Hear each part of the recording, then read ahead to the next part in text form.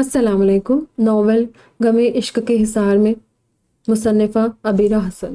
کھٹکی کی آواز پر ارتضیٰ جلدی سے سیدھا ہوا۔ سامنے انیلا تھی، وہ خود ویٹرز کے ساتھ کھانا سرو کروانے روم میں چلی آئی تھی۔ ارتضیٰ کو بے اختیار اپنی جان سے پیاری بہن پر ڈھیروں پیار آیا تھا، جو اس کی محبت میں بار بار اوپر نیچے دوڑ بھاگ کر رہی تھی، جبکہ علایا نیچے جھکی اپنی سینڈل کو ٹھیک کرنے میں لگی ہوئی تھی، جس کی باریک نگوں سے سجی پٹی اس کی پیروں کی انگوٹھیوں کو بری طرح زخمی انگلیوں کی اسکن میں دباتے ہوئے تکلیف دے رہی تھی۔ وہ واقعی اپنے غم میں پوری طرح ڈوبی ہوئی تھی، تبھی اس نے ارتضیٰ کو خود کی طرف جھکتے ہوئے دیکھا ہی نہیں تھا۔ وہ تو بس اپنی مہندی کے خوبصورت نقش و نگار سے سجے پنجے پر چمکتے ہوئے زیور کو بری طرح گھور رہی تھی، جس نے اسے بے حد پریشان کر رکھا تھا۔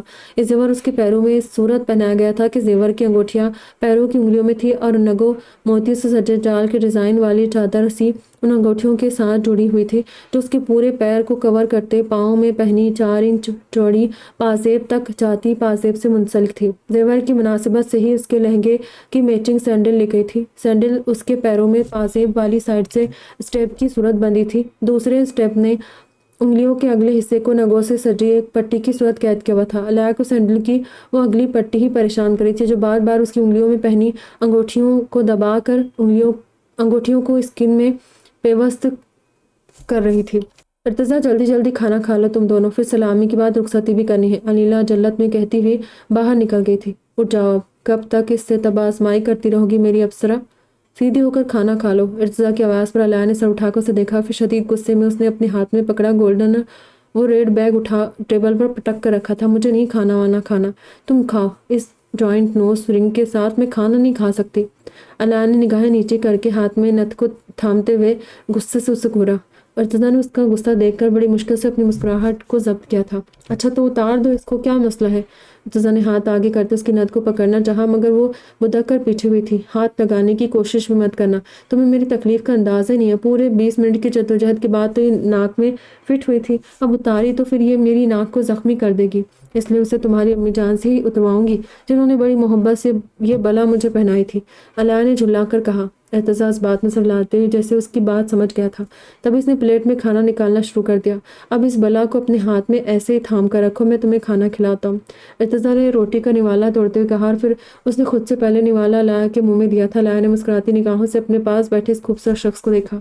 اس کو غصہ تو اپنے پیارے سے حبی کو اس خوبصورت سے لباس میں دیکھ کر ہی دور ہو گیا تھا۔ حالانکہ بابا والی دھمکی نے اسے برہم ضرور کیا تھا، مگر مسئلہ یہ تھا کہ اس دلربا سے شخص سے وہ زیادہ دیر ناراض یا غصہ نہیں رہ سکتی تھی۔ تمہیں پتہ ہے مجھے غصہ کیوں آیا تھا؟ ارتضیٰ کے ہاتھ سے نوالا لیتی ہوئی پھنسی پھنسی آواز میں بولی تھی۔ کس بات پر؟ ارتضیٰ نے دوسرا نوالا بھی اس کے منہ میں رکھا تھا۔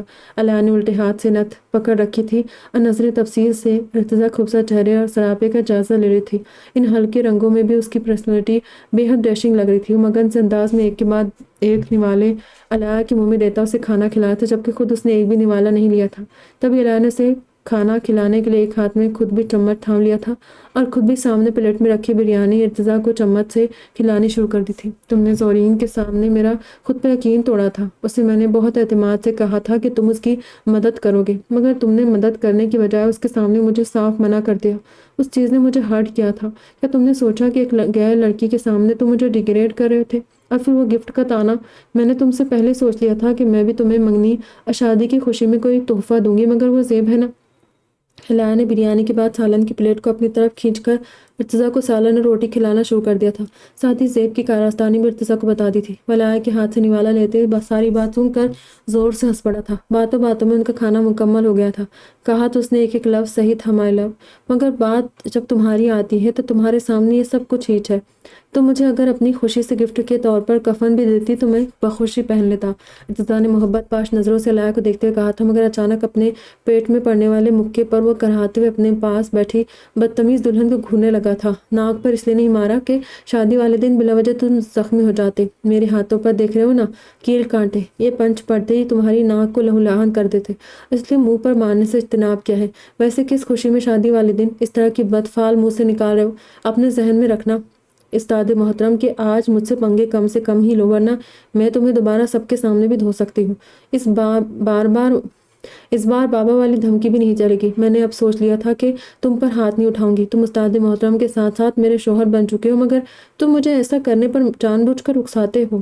اب وہ ارتضیٰ کے ہاتھ میں تھمے چمچ سے مزے سے کھیر کھاتے ہوئے بولی تھی، مگر پھر ارتضیٰ کی اگلی کارروائی نے اس کے 14 طبق روشن کر دیے۔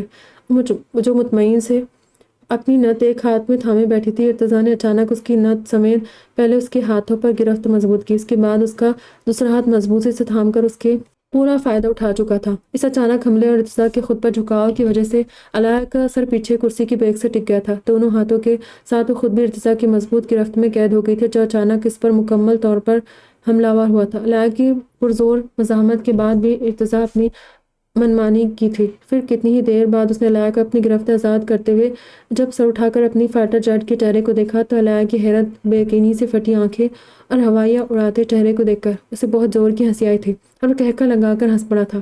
آج مجھ سے پنگے کم سے کم ہی لو، ورنہ میں تمہیں دوبارہ سب کے سامنے بھی ایسے کر سکتا ہوں۔ اس بار بابا، پاپا، دادا جان والی دھمکی بھی نہیں چلے گی۔ ویسے میں نے اب سوچ لیا تھا کہ تمہارے ساتھ کوئی گستاخی نہیں کروں گا۔ تم میری شاگرد اول ہونے کے ساتھ ساتھ اب میری بیوی بھی بن چکی ہو، مگر تم مجھے ایسا کرنے پر جان بوجھ کر اکساتی ہو۔ ارتضیٰ نے اپنے کرتے کی پاکٹ میں رومال نکالتے علاء کو اسی کے الفاظ تھوڑے رد و بدل کے ساتھ واپس لوٹا دیے تھے۔ پھر اپنا فیس صاف کرتے اس کے ہونٹوں کے طرف پھیلی لپسٹک سمیت اس کے خوبصورت چہرے کو محسوس کن نظروں سے دیکھنے لگا تھا۔ لو مائی فائٹر جیٹ، اپنی صورت ٹھیک کر لو، اس سے پہلے کہ آپ ہی واپس آ جائے اور میرے تینوں والدہ محترماؤں کے بعد آپ ہی اور دوسرے لوگ میری بھی تخریب کاری تمہارے چہرے پر دیکھ لے۔ ارتضیٰ نے کھانے کی ٹیبل پر رکھے ٹشو اٹھا کر علاء کو دیا اور اپنے فون کا کیمرہ آن کر کے اس کے سامنے کر دیا۔ علاء کے صدمے سے کھلے منہ اور روحاں سے چہرے کو دیکھتے ہوئے لب بھینچ کر مسکراہٹ چھپا گیا تھا، جبکہ علاء اس کے چہرے پر سجے ان شرارتی تاثرات پر کھا جانے والی نظروں سے اس بیہودہ شخص کو دیکھنے لگی تھی۔ استاد محترم، تمہارے ساتھ شرافت برتنے سے اچھا ہے کہ بندہ اپنا جوتا اپنے ہی منہ پر کھینچ مارے۔ گھر پر چلو تمہاری ساری شوقیں رونے میں نہ بدل دوں تو کہنا۔ چچورے انسان، تم نکاح کے بعد سے جس قدر پھیل رہے ہو نا، تمہاری ٹیوننگ واقعی مجھے سیٹ کرنی پڑے گی، علاء نے تلملا کر کہتے اس کے ہاتھ سے فون اور ٹشو چھپٹ لیے تھے، ساتھ ہی اپنی چیئر بھی اس سے دور کر لی تھی۔ علاء کی احتیاط پسندیہ ارتضیٰ ایک کوہنی ٹیبل پر ٹکاتے اپنے ہاتھ پر چہرہ ٹکا کر اپنی فائٹر جیٹ کو دیکھنے لگا۔ ہونٹوں پر مسکراہٹ مسلسل رقص کر رہی تھی کہ تبھی دھاڑ سے دروازہ کھول کر کام ساتھ عماد، زیب اور ساتھ میں سیف بھی اندر چلایا تھا۔ ان سب کو دیکھ کر اپنی لپسٹک صاف کرتی علاء نے جلدی سے دوپٹہ چہرے کے سامنے کر کے فیس چھپا لیا تھا۔ ایک بار پھر اس کا گھونگھٹ سینے تک پہنچ گیا تھا، اضراق بھی پیچھے پیچھے ہی تھا۔ ارتضیٰ ان سب کو یوں دندناتے ہوئے اندر آتے دیکھ کر بھڑکتے اپنی جگہ سے اٹھ کھڑا ہوا تھا۔ علاء نے غیر محسوس انداز میں ہاتھ آگے کرتے ارتضیٰ کا فون ٹیبل پر رکھ دیا تھا۔ یہ کیا حرکت ہے؟ جنگل میں رہنے لگے ہو جو تم لوگوں میں مینرز نام کی چیز نہیں رہی؟ یوں بنا نوک کے بے نتھے بیل کی طرح دندناتے ہوئے اندر گھسے چلے آ رہے ہو؟ انسانوں کی طرح نوک کر کے اندر آنے میں کیا مسئلہ تھا تم سب کو؟ پھر ابھی کے ابھی سب باہر دفع ہو جاؤ۔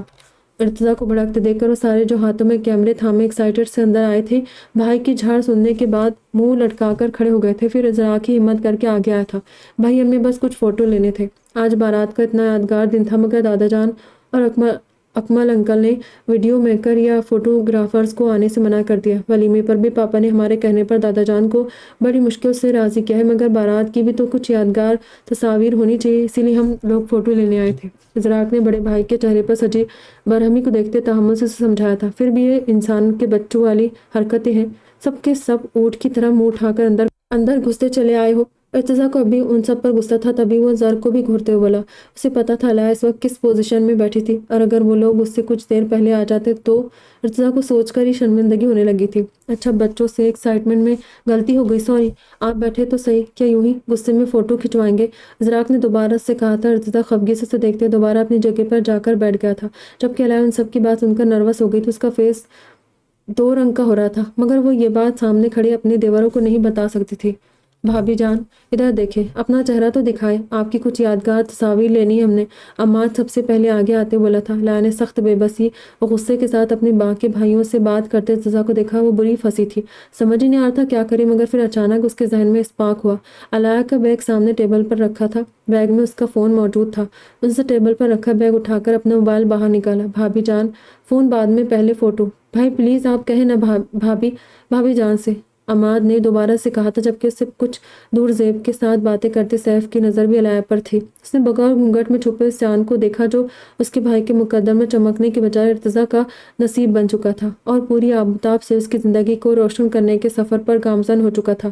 مگر سامنے بیٹھی لڑکی شاید ابھی تک اپنی قدر و قیمت سے انجان تھی۔ وہ نہیں جانتی تھی کہ علاء اکمل اس ساحرہ کا نام تھا جسے سارم شیرازی جیسے پتھر دل اور بے حس شخص نے ٹوٹ کر چاہا تھا۔ کچھ اس طرح کہ اس کے ہجر میں وہ خود ٹوٹ کر پاش پاش ہو گیا تھا۔ اس نے الحیہ کی محبت میں خود کے ساتھ ایک دنیا کو بھی بھلا دیا تھا۔ اپنے بھائیوں کو میرے ڈبل شیڈڈ فیس کا دیدار کروانا چاہتے ہو تو میں گھونگھٹ ہٹا دیتی ہوں، پھر بھلے ہی وہ میرے سوا تمہارے بارے میں کچھ بھی سوچیں، لیکن اگر چاہتے ہو کہ ان چھوٹوں کے سامنے تمہاری چھچوری حرکتوں پر پردہ پڑا رہے اور تمہارا بھرم قائم رہے تو انہیں کسی بھی بہانے سے یہاں سے بھگاؤ۔ الحیہ نے میسج لکھ کر ارتضیٰ کو سینڈ کر دیا تھا، مگر ارتضیٰ نے سامنے ٹیبل پر رکھا اپنا فون نہیں اٹھایا تھا۔ الحیہ نے گھونگھٹ کے آڑ سے ترچھی نگاہوں سے اپنے بدتمیز شوہر کو گھورا تھا، پھر ارتضیٰ جیسے ڈھٹکو میسج پر دھیان نہ دیتے دیکھ کر الحیہ نے اسے کال لگائی تھی۔ تب جا کر ارتضیٰ نے ٹیبل پر رکھا اپنا فون اٹھا کر دیکھا تھا، جس کی اسکرین پر مائی فائٹر جیٹ کے نام سے کال آ رہی تھی۔ ارتضیٰ نے چونک کر پاس بیٹھی الحیہ کو دیکھا، پھر کال اچانک کاٹ دی گئی۔ اب اسکرین پر مس کال کے ساتھ مائی فائٹر جیٹ کے میسج کا نوٹیفیکیشن شو ہو رہا تھا۔ ارتضیٰ نے میسج کھول کر پڑھا اور پھر ایک گہری سانس بھرتے ہوئے سامنے موجود اپنے بھائیوں کی طرف متوجہ ہوا تھا، مگر تبھی انیلا اپنے ساتھ ایک مکمل باپردہ لڑکی کو لیے اندر چلی آئی۔ اس لڑکی کو ارتضیٰ سمیت اس کے سب بھائیوں نے حیرت سے دیکھا تھا، جو مکمل کالے عبایا کے ساتھ ہاتھوں میں کالے گلوز پہنے ہوئی تھی، چہرے پر لمبی سی نقاب ڈالی تھی جس سے بس اس کی آنکھیں ہی نظر آئی تھی۔ چلو بھائی سب باہر جاؤ، نیچے سب لوگ سلامی کی تیاری کریں۔ ارتضیٰ تمہیں بھی نیچے بابا اور نانا جان نے بلایا ہے، میں الحیہ کو بھی لا رہی ہوں، پھر ماموں جان اور بابا رخصتی کا بھی شور کر رہے ہیں۔ انیلا نے ارتضیٰ سمیت سب کو وہاں سے جانے کا الٹیمیٹم دیا تھا۔ ارتضیٰ اس بات میں سر ہلاتے اپنی جگہ سے اٹھا تھا۔ چلو اب نیچے چل کر فوٹو سیشن کرنا۔ ارتضیٰ نے منہ بناتے بھائیوں کو اپنے ساتھ باہر نکلتا ہو بولا، مگر جانے سے پہلے الحیہ کو اپنا مکھڑا سیٹ کر کے نیچے آنے کا میسج کرنا نہیں بھولنا تھا۔ انیلا اس لڑکی کو لیے الحیہ کے پاس چلی آئی تھی۔ صحابیہ ارتضیٰ کی کرسی پر جا بیٹھی تھی۔ الحیہ ان سے ملو، یہ بابا کی فرینڈ کی بیٹی صحابیہ الیاس ہے، اپنے ایگزامز چھوڑ کر اسپیشلی شادی میں شرکت کرنے گاؤں سے آئی ہے، اور صحابیہ یہ ہے الحیہ ارتضیٰ ملک، جو میری پیاری سی چھوٹی سی نند ہونے کے ساتھ میری بھابھی ہونے کا اعزاز بھی حاصل کر چکے ہیں۔ الحیہ کے پاس کھڑی انیلا نے جھک کر الحیہ کا سر چھوتے ہوئے کہا، شادی بہت بہت مبارک ہو آپ کو، ہمیں اپنا چہرہ تو دکھائیں۔ نیچے ہم جن 4 لڑکیوں اشال، عفا، زورین، مشل کے ساتھ تھے، ان سے سنا ہے دولہے کے علاوہ دلہن بھی بے حد حسین ہے۔ دولہے کو ہم دیکھ چکے ہیں، آپ بھی ہمیں اپنا چہرہ دکھائیں۔ صحابیہ اپنی خوبصورت مترنم آواز میں بولی، بہت شکریہ، میں چہرہ دکھاتی ہوں، آپ بھی مجھے اپنا چہرہ دکھائیں صحابیہ، کیونکہ میں نے آج کل کے دور میں اتنا پردہ کرنے والی لڑکیاں نہیں دیکھی۔ الحیہ نے گھونگھٹ کے پیچھے سے ہی کہا تھا، پھر اس نے انیلا کے کان میں جھک کر اسے کچھ کہا تھا۔ انیلا نے اس بات میں سر ہلاتے اپنے پرس سے میک اپ نکال کر مرر سمیت الحیہ کو تھما دیا تھا۔ آپ نے اپنا میک اپ خود کیا ہے؟ صحابیہ نے گھونگھٹ کے اندر خود کو سنوارتی الحیہ سے پوچھا، مگر الحیہ نے جواب دینے کے بجائے خود ہی کچھ ہی دیر میں اپنا گھونگھٹ چہرے سے ہٹا دیا، اور صحابیہ کی آنکھیں واقعی سے دیکھ کر خیرہ ہو گئی تھی۔ ماشاءاللہ، آپ تو واقعی حسین ہیں، جیسا سنا تھا بالکل ویسا ہی پایا۔ آپ ہمیں دیکھنا چاہتی ہیں مگر ہم آپ جتنی حسین نہیں ہیں، صحابیہ نے جھجکتے ہوئے کہا۔ اپنے چہرے سے نقاب ہٹا دیا تھا، مگر اس کے تابناک چہرے کو دیکھ کر الحیہ سمیت انیلا بھی ششدر رہ گئی تھی۔ وہ حسین ہی نہیں، حسین ترین تھی۔ چہرے پر کم عمری کی تابناکی اور پردے کے حسن نے اسے اتنا دلکش اور روپ عطا کیا تھا کہ الحیہ نے اسے دیکھ کر زیر لب ماشاءاللہ کہا تھا، کیونکہ وہ بہت کم کسی کی خوبصورتی سے متاثر ہوتی تھی، خود بہت خوبصورت تھی، تو اسے اپنے سامنے سوائے اپنے استاد محترم کے کم ہی کوئی بھاتا تھا، مگر سامنے بیٹھی وہ چھوٹی سی لڑکی واقعی بےحد خوبصورت تھی۔ ہائے ماشاءاللہ، تم کتنی خوبصورت ہو صحابیہ۔ جانتی ہو، مجھے اس وقت بے حد افسوس ہونا شروع ہو گیا ہے، یہ سوچ کر کے میرے دونوں بیٹے ابھی اتنے چھوٹے کیوں ہیں۔ اللہ اللہ، تم جتنی حسین ہو، اچھا کرتی ہو، خود کو چھپا کر رکھتی ہو، مگر اب میری نظر تم پر پڑ گئی ہے، اور ابھی خیر سے میرے مزید کنوارے بھائی بھی موجود ہے، پھر خیال اپنے دل سے نکال دینا کہ اب میں تمہیں کسی اور کے گھر جانے دوں گی، یہ دوسرا چاند بھی میرے ہی کسی بھائی کا مقدر بنے گا۔ انیلا نے انگلی اٹھا کر وارننگ دینے والے انداز میں صحابیہ سے کہا تھا، اور وہ اس کی باتیں سن کر چیخ کر مسکرا دی تھی۔ ہم ابھی چھوٹے ہیں، صحابیہ نے جھجکتے کہا، اور اس کے شرمائے ہوئے انداز پر الحیہ سمیت انیلا بھی کھلکھلا کر ہنستی تھی۔ دل کا درد جب سے حد سے سوا ہو گیا تھا تو وہ بنا کسی کو بتائے میرج ہال سے نکل کر کچھ دور بنے ایک چھوٹے سے کافی بار میں چلا آیا تھا، جبکہ بیٹے کو شادی میں نہ پا کر ساحر شیرازی اسے ڈھونڈتے ہوئے خود بھی اسی کافی بار میں چلے آئے تھے۔ سامنے انہیں وہ ایک الگ تھلگ سی ٹیبل پر بیٹھا دکھائی دے گیا تھا۔ دھیرے دھیرے چلتے اس کے پاس چلے آئے تھے۔ کب تک یہاں اکیلے بیٹھ کر افسوس مناؤ گے؟ سالم کے کندھے پر ہاتھ رکھتے بولے تھے۔ سالم نے اپنی جھکی ہوئی نگاہیں اٹھا کر باپ کو دیکھا، اور ساحر شیراز اس کی بھری آنکھوں کو دیکھ کر حقیقتاً تڑپ کر رہ گئے تھے۔ اتنے بے بس تو وہ تب بھی نہیں ہوئے تھے جب ان کی جان سے پیاری بیوی 2 چھوٹے بچوں کے ساتھ ان کو اکیلا چھوڑ کر اس دنیا سے چلی گئی تھی۔ بات کسی اور کی ہوتی تو وہ جی جان کی بازی لگا کر اپنے جان سے عزیز بیٹے کی خوشی کے لیے اس لڑکی کو کسی بھی طرح سارم کی زندگی میں شامل کر دیتے، مگر بے بسی کا مقام تو یہی تھا۔ یہاں بات کسی اور کی نہیں بلکہ ارتضیٰ ملک کی تھی۔ ان کے بیٹے نے دل لگایا بھی تھا تو ارتضیٰ کی محبت کے ساتھ۔ ان کے مقابل اس وقت کوئی اور نہیں ارتضیٰ ملک کھڑا تھا، جس کے سامنے سارم اور خود وہ بھی بے بسی سے ہاتھ ملنے کے سوا کچھ نہیں کر سکتے تھے۔ حالانکہ اس وقت بھی بیٹے کے آنسو دیکھنا ساحر شیرازی کے لیے آسان نہیں تھا، مگر وہ مجبور تھے کہ ایک طرف جان سے عزیز بیٹا تھا تو دوسری طرف بیٹے جیسا ہی عزیز دوسرا بیٹا تھا، جس کے ساتھ ان کا خون کا نہیں مگر دل کا رشتہ ضرور جڑا تھا۔ بھول جاؤ اسے، وہ تمہارا نصیب نہیں تھے۔ یوں ہارے ٹوٹے لوگوں کی طرح بیٹھ کر آنسو بہانے سے وہ تمہیں نہیں مل سکتی۔ اب وہ ارتضیٰ کی بیوی ہے اور تمہارے لیے قابل احترام بھی ہے۔ اگر یوں رونے سے وہ تمہاری زندگی میں واپس آ جاتی ہے تو بیٹھ کر روتے رہو اور میرا ضبط آزماتے رہو۔ وہ بیٹے کے پاس بیٹھ کر اسے سمجھاتے بولے۔ اپنے شیر جیسے بیٹے کو اس ٹوٹے بکھرے روپ میں دیکھنا بھی انہیں منظور نہیں تھا۔ میں نے اسے بہت چاہا ہے ڈیڈ، اگر میرا نصیب نہیں تھی تو مجھے ملی ہی کیوں؟ وہ بھائی کو بچپن سے پسند کرتی تھی، وہ دونوں ایک دوسرے کو چاہتے تھے، مگر میں نے بھی ان کچھ ایک دنوں میں سالوں کی مسافت طے کی ہے۔ اسے بہت چاہا ہے۔ جس دن سے اسے دیکھا ہے کچھ اور دیکھنے کے قابل نہیں رہا۔ اس نے مجھے کہا تھا کہ میں اس کے استاد محترم کے پیروں کی خاک برابر بھی نہیں ہوں۔ مجھے ذلیل، کمینہ اور شیطان جیسے القابات سے پکارتی ہے۔ وہ میری محبت ہے ڈیڈ، مگر مجھ پر تھوکنا بھی پسند نہیں کرتی۔ مجھ پر نفرت بھری ایک نگاہ ڈالنا بھی گناہ سمجھتی ہے۔ میں کتنا بدنصیب شخص ہوں جو اپنی محبت کی نفرت کے قابل بھی نہیں ٹھہرا۔ سارم باپ کے کندھے سے لگ کر آنسوؤں کو درد کی صورت بہانے لگا تھا۔ ساحر شیرازی نے اس کے بالوں میں ہاتھ پھیرتے ہوئے اپنے بازوؤں کے حصار میں لے لیا تھا، مگر جب وہ مزید روتے ہوئے بکھرتے ہوئے ان کا ضبط واقعی آزمانے لگا تو ان کی شدید قسم کی بے بسی غصے میں ڈھلنے لگی اور ایک جھٹکے سے اسے خود سے دور کرتے وہ برہمی سے اس کا چہرہ دیکھنے لگے تھے۔ بی بریو سارم، میں نے تمہیں اس لیے ارتضیٰ کی سرپرستی میں نہیں دیا تھا کہ تم اپنی تکلیفوں پر یوں لڑکیوں کی طرح بیٹھ کر آنسو بہاتے رہو۔ ادھر دیکھو میری طرف اور بتاؤ کہ کیا کچھ نہیں ہے تمہارے پاس؟ اچھی شکل، پرسنالٹی، اسٹرانگ خاندانی بیک گراؤنڈ، پیسہ، پہچان، عزت، سب بھی کچھ ہے۔ کس چیز کی کمی ہے تمہاری زندگی میں، بتاؤ مجھے۔ وہ اس کے توانا بازوؤں کو پکڑ کر جھنجھوڑتے بولے۔ الائے کی ایک لفظی جواب نے ساحر شیرازی کو بھڑکنے پر مجبور کر دیا تھا۔ یہ کمی اب زندگی بھر رہے گی اور مرتے دم تک کبھی پوری نہیں ہو سکے گی۔ وہ اگر ارتضیٰ کی نہیں بھی ہوتی تب بھی تمہاری نہیں ہو سکتی تھی۔ تم یک طرفہ محبت کا شکار ہو۔ اس وقت یہ شادی نہیں ہوتی تب بھی وہ تمہیں نہیں ملتی۔ سب لوگوں کی زبانی جتنا میں نے سنا ہے اس سے ہی معلوم ہوا ہے کہ وہ ارتضیٰ سے بچپن سے محبت کرتی ہے۔ وہ اگر ارتضیٰ کی نہیں ہوتی تو کسی اور کی بھی کبھی نہیں ہو سکتی تھی۔ یہ اس کی محبت کی طاقت تھی یا تمہاری بیوقوفی کی آخری حد کے ارتضیٰ جیسا شخص جو شادی کے نام سے دور بھاگتا تھا، جس نے اپنی محبت کو بھی خود سمیت ہم سب سے سالہ سال چھپا رکھا، وہ اب بھی یہ شادی نہیں کرتا سارم، مگر تم بیچ میں نہ کود پڑتے۔ اس نے یوں اچانک ایک ہی دن کے اندر تمہاری آنکھوں کے سامنے اپنی محبت کو اپنے نام صرف تمہاری ضد پر کیا۔ تم نے یہ موقع خود اسے دیا تھا، یہ حالات تم نے اس کے سامنے پیدا کیے تھے۔ نہ تم جلد بازی میں الائے کو کڈنیپ کرنے کی بیوقوفی کرتے اور نہ ہی ارتضیٰ غصے میں قدم اٹھاتا۔ اپنا نقصان تم نے خود کیا ہے، تو اب رونے کا کیا فائدہ؟ ارتضیٰ کو میں اچھی طرح جانتا ہوں، اگر تم یوں جلد بازی کا مظاہرہ نہیں کرتے تو الائے سے کیا کبھی کسی اور سے بھی شادی نہیں کرتا، اور پھر ہو سکتا تھا کہ الائے ارتضیٰ کی طرف سے مسلسل شادی کے لیے انکار سن کر اس سے مایوس ہوتے ہوئے تمہاری طرف پلٹ ہی آتی، مگر تم نے اپنے خود جذباتی پن کی وجہ سے اپنی محبت کو اپنے ہاتھوں سے گنوا دیا۔ ساحر شیرازی غصے سے بولے تھے۔ میرے الائے کو کڈنیپ کرنے سے پہلے بھائی اس سے منگنی کر چکے تھے ڈیڈ۔ جس دن میں الائے کو کڈنیپ کر کے لایا تھا اسی دن ان دونوں کی منگنی ہوئی تھی، بلکہ میں نے تو کڈنیپنگ اور اس کی منگنی سے پہلے شانزے سے اس کے ذریعے اس کے لیے رشتہ بھی بھیجا تھا، مگر اس نے سب کے سامنے میرے رشتے سے انکار کر دیا، جیسے تڑپ کر بولا تھا، مگر ساحر شیرازی سے ہنوز گھور رہے تھے۔ اور تم نے کیا کیا پھر؟ الائے کے سامنے سمیر کے سر پر گن رکھ دی، یہ جانتے ہوئے کہ وہ الائے کا بھائی نہیں، میری بھتیجی کا شوہر بھی ہے۔ الائے کو خود سے بدگمان تم نے خود کیا ہے سارم۔ اس کے بعد ارتضیٰ کو بھی خود سے متنفر کیا۔ وہ بیٹے کو ڈپٹتے ہوئے بولے۔ مجھے نہیں پتا تھا وہ بھائی کی محبت ہے۔ سارم کا انداز ہارا ہوا تھا۔ تمہیں پتا بھی ہوتا تو کیا سکون سے بیٹھ جاتے تم؟ تب بھی تم یوں ہی نارسائی کی آگ میں جلتے رہتے۔ مگر ایک بات میں کلیئرلی تمہیں بتاتا چلوں، جسے تم مانو یا نہ مانو، مگر یہی سچ ہے سارم شیرازی کے دونوں ایک دوسرے کا نصیب تھے، بلکہ یہ پورا کھیل ہی نصیبوں کا تھا جسے تم نہیں سمجھ پا رہے۔ تم مجھ سے پوچھ رہے تھے نا کہ وہ تمہیں ملی ہی کیوں، تو سنو، وہ تمہیں اس لیے ملی تھی کیونکہ اللہ نے الائے کو ارتضیٰ تک تمہارے ذریعے پہنچانا تھا۔ وہ دونوں ایک دوسرے کے ساتھ ہوتے ہوئے بھی نہیں مل سکے تھے۔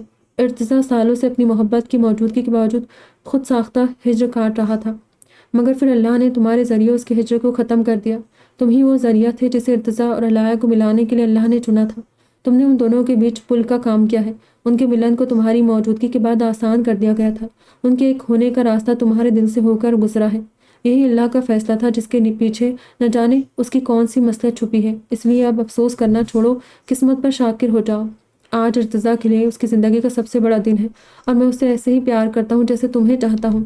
آج اگر تم اس کی جگہ ہوتے اور وہ تمہاری جگہ ہوتا تو مجھے اس کے لیے بھی اتنی ہی تکلیف ہوتی جتنی تمہارے لیے ہو رہی ہے، مگر مجھے یہ بھی پتا ہے کہ وہ تمہاری طرح کمزور کبھی نہیں پڑتا، بلکہ تم اگر دانش مندی، صبر و تحمل کا مظاہرہ کرتے تو وہ تمہارے لیے اپنی محبت سے بھی دستبردار ہو جاتا، مگر تم ایسا نہیں کر پا رہے، جس کے لیے مجھے بے حد افسوس ہے سارم کہ تم میرے بیٹے ہو، میرے بیٹے ہو کر اتنے کمزور اعصاب کے مالک ہو۔ چلو اب یہاں سے ارتضیٰ تمہیں کئی بار پوچھ چکا ہے، اگر اس نے تمہیں معاف کر کے اپنی عظمت کا ثبوت دیا ہے تو تم بھی اس کی خوشی میں شامل ہو کر خود کو باظرف ثابت کرو۔ یاد رکھنا کہ ارتضیٰ مجھے بہت عزیز ہے، وہ میرے دل کے بہت قریب ہے اور اب سے اس کی بیوی بھی میرے قریبی لوگوں میں شامل ہو چکی ہے، تو تمہیں اب میں علایا کا نام لے کر آنسو بہاتے ہوئے نہ دیکھو۔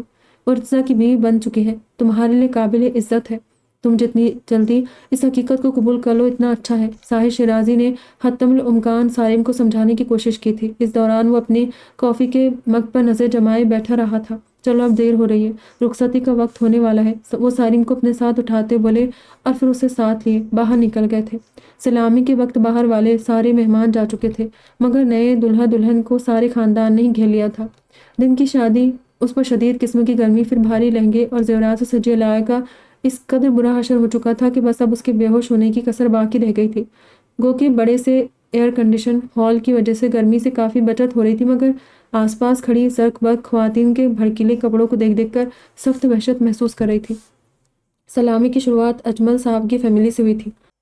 سمیر اور انیلا نے نیولی ویڈ کپلز کو ہنی مون ٹکٹس گفٹ کرے تھے۔ وسیم اور اس کی بیوی نے علایا اور ارتضیٰ کو جویلری کے ساتھ کیش دیا تھا۔ افتخار صاحب کی فیملی کے سوا مشل نے بھی اپنی خوشی سے جیٹھانی جیٹ کو ایکسپینسو گفٹ دیے تھے۔ عالیان نے سلامی میں ارتضیٰ کو گاڑی گفٹ کی تھی۔ اصفیہ نے علایا کو اس کے زیوروں کے علاوہ گولڈ اور ڈائمنڈ کے سیٹس کے ساتھ اس کی تینوں ساسوں کو اور نند کو بھی جویلری گفٹ کی تھی۔ سلامی کی رسم کے بعد علایا کے لیے جہیز کے طور پر اکمل صاحب نے اسے لاہور میں ایک ویل فرنشڈ بنگلہ گفٹ کیا تھا، جو ان کے علاقے سے کچھ دور دوسرے پوش علاقے میں واقع تھا، اور اپنی طرف سے ارتضیٰ کو کیش کی صورت کافی موٹی رقم دی تھی۔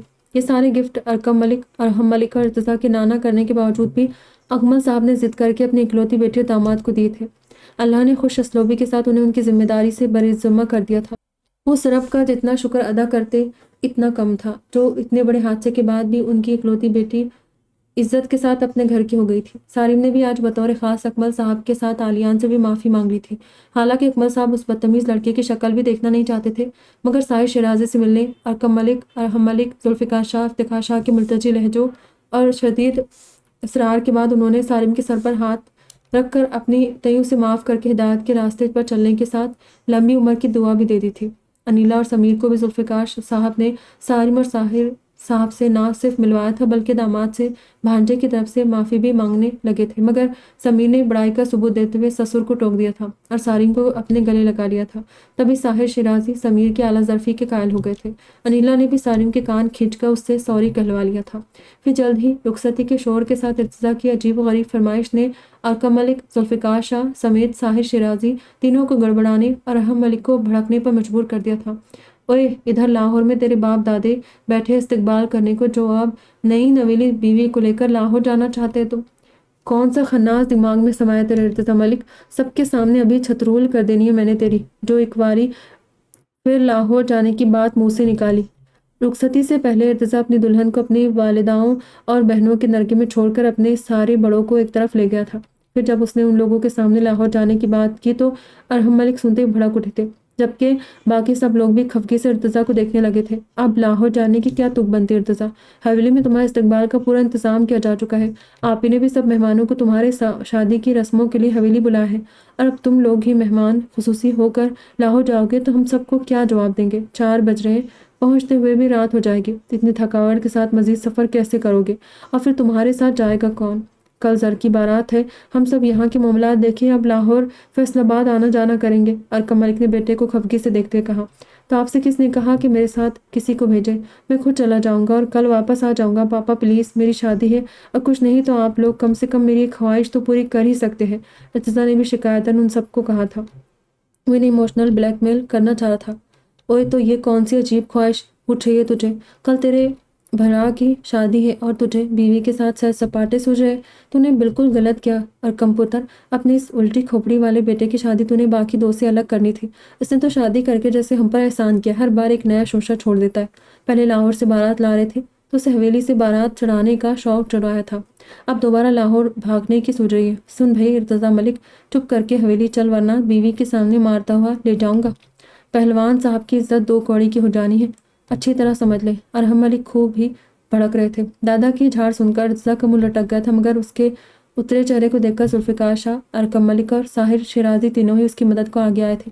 अंकल जी, अच्छी बात है ना, हवेली में इतने मेहमानों की भीड़ है, यहाँ सुकून नाम की चीज़ ही नहीं है। थके मांदे हैं दोनों, अच्छा है कुछ देर तन्हाई में रेस्ट कर लेंगे तो दोनों कल के लिए फ्रेश हो जाएंगे। जाने दे बच्चे को, है ये दिन इन्हीं का है, करने दे अपनी मर्जी, साहिर शिराजी ने कहा था। हाँ पापा, यहाँ हम लोग हैं ना, देख लेंगे सब। इन दोनों का यहाँ क्या काम और लाहौर कौन सा दूर है। फिक्र मत करें, अभी जाएंगे तो रात होने से पहले पहुँच जाएंगे। मेरा पुत्र खुद बहुत जिम्मेदार है, आ जाएगा कल तक। जुल्फिकार शाह भी बेटे की उतरी शक्ल देखकर बोल पड़े थे। भाई जी ठीक कह रहे हैं पापा, अच्छा है ना, घर में 3-3 शादियां हैं, मलिक हाउस में भी रौनक होनी चाहिए कुछ, वहाँ की सारी रौनक तो हम लोग यहाँ ले आए हैं। अरकम मलिक ने बेटे को आंखों ही आंखों में तसल्ली देते हुए बाप के सामने सिफारिश की थी। तभी अरहम मलिक ने घूर कर उन तीनों को देखा और फिर एक आइब्रो उचकाते हुए मुंह लटकाकर खड़े इर्तिजा पर नजर डाली थी। फिक्र मत कर अरकम पुत्र, आज मलिक हाउस में फूलों की बारिश हुई है, वहाँ रौनक के नाम भी हो तब भी पूरे घर को नए दुल्हा दुल्हन के इस्तकबाल के लिए सजाया जा चुका है। बोल दे अपने पुत्र से कि कल सुबह 11 बजे तक बीवी को साथ मुझे ये गाँव में मिले, वरना जर की बारात 12 बजे लेकर हम उसके बिना ही निकल जाएंगे। आया वड्डा पहलवान, दादे को खोता समझता है। अरहम मलिक बड़बड़ाते वहां से चले गए थे, जबकि पीछे खड़ा इर्तिजा हैरत से मुंह खोले उनकी पुश्त तो देखता रह गया था। पुत्र जी मुंह बंद कर लो, तुम्हारे बाप के भी बाप है वो, उन्हें हर बात की खबर होती है। जुल्फिकार शाह ने इर्तिजा की हैरत से खुले मुंह को देखकर कहका लगाते हुए कहा था। अरकम मलिक और साहिर शिराजी भी उनकी बात सुनकर मुस्कुराने लगे थे। फिर कुछ ही देर में रुखसती अमल में आ गई थी और इर्तिजा रोती सिसकती लायक अकमल साहब और आलियान से लग किया और नामहसूस अंदाज में बीवी को सबके बीच से निकालते हुए वो अपनी गाड़ी में जा बैठा था और कुछ ही सेकंड्स में गाड़ी स्टार्ट करके हवा की तरह लाहौर के लिए निकल गया था।